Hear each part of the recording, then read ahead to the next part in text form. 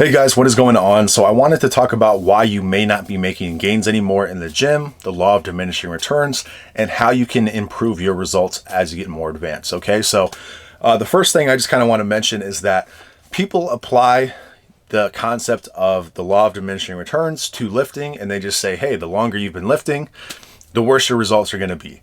And that is true to a certain extent. It's true in a vacuum, but the reality is that we have so many variables that we have control over in terms of our diet, training, sleep, anything that we want to do from a recovery perspective.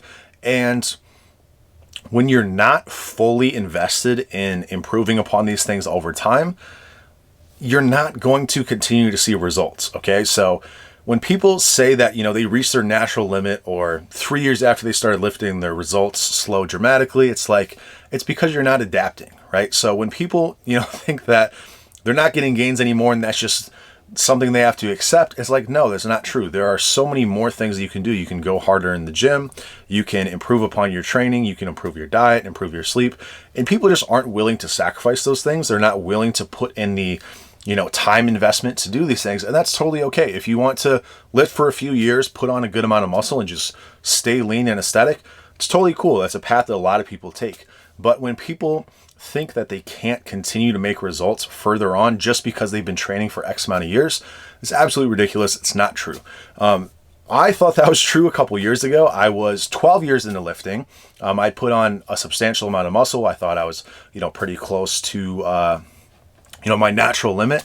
And, when I decided to take things up a notch, and I already thought I was putting a lot of time and energy into this, when I took things up continuously over time, it wasn't an overnight thing. But as I continued to put more into this, as I decided to, hey, I'm going to bulk for a longer portion of the year. Oh, I'm going to be more educated with my training. Oh, I'm going to emphasize recovery better and sleep and everything like that.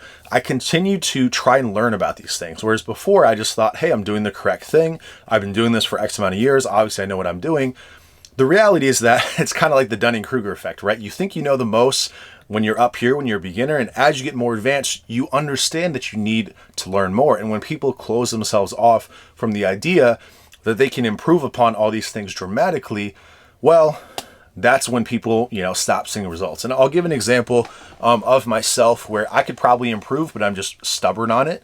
And it could be, one of my major downfalls. But I personally don't believe that tracking your calories, tracking your food consumption is a obvious good. I don't think it's just like this is good and not doing it is bad. I think there's nuance to it. I think that there are some benefits to doing it. I think there are potentially some detriments to doing it. I personally don't think that's where I want to channel my energy. I think overall it could be beneficial. That being said, there is always a trade-off, right?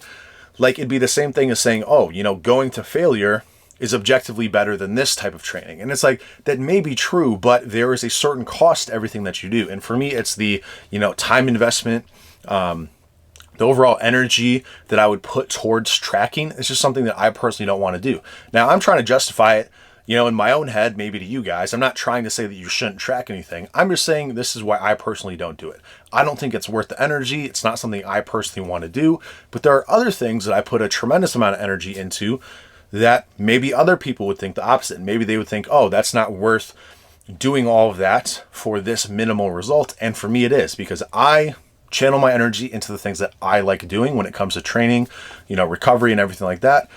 For you, if you love cooking, if you love tracking your macros and your calories, great. Like, I'm sure that will be better than not doing it.